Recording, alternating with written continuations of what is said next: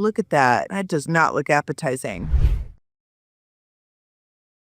Hey guys, this is Shopping with Christy. Today I'm at King Soopers. Once again, that's Kroger in Colorado. And I want to talk to you today about brand extension and also structure selection. I am taking a look at soups.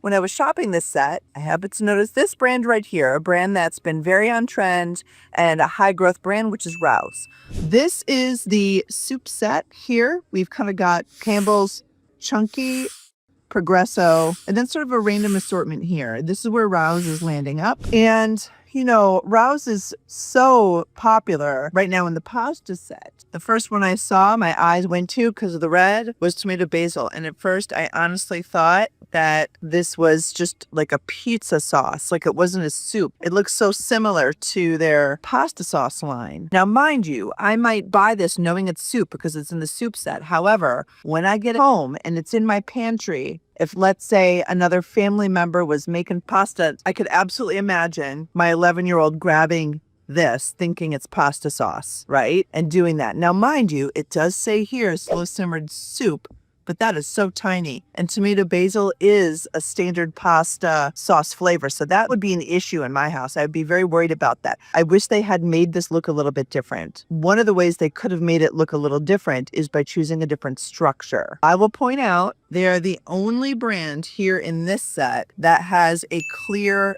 glass jar for their soups. Now, I know that makes sense in the world of pasta sauce because most pasta sauce looks pretty good, but we got some issues here. I do think it looks good when something's fully blended, like a butternut squash, or again, a tomato basil, but you start to get kind of, let's call it chunks. Here's Tuscan style beef. I don't think most Americans want to see like chunks of beef floating. Look at that.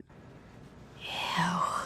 Looks almost gelatinous. Or I would argue almost even worse, this chicken orzo soup. Look at that. That does not look appetizing. That's okay with the vegetables, but seeing that sort of orzo, I wouldn't say it's disintegrating, but it's been sitting there in this liquid. Now, of course, conceptually, you know that's what all of these look like too, but I don't think consumers deeply think about that, right? They see an image, let's say, like this, and it looks delicious. So if I were Rouse, I would have maybe gone for a more innovative, authentic jar, but maybe not clear like that. I think there's other structures I would have considered before doing that if I were them. Number one, for confusion with their pasta sauce items, not only at store, but even more so at home in the pantry. And then number two, appetite appeal. I don't think your average consumer is going to notice that necessarily. That's something that really only weirdos like me would notice, but still, I'm watching your house. Okay, bye.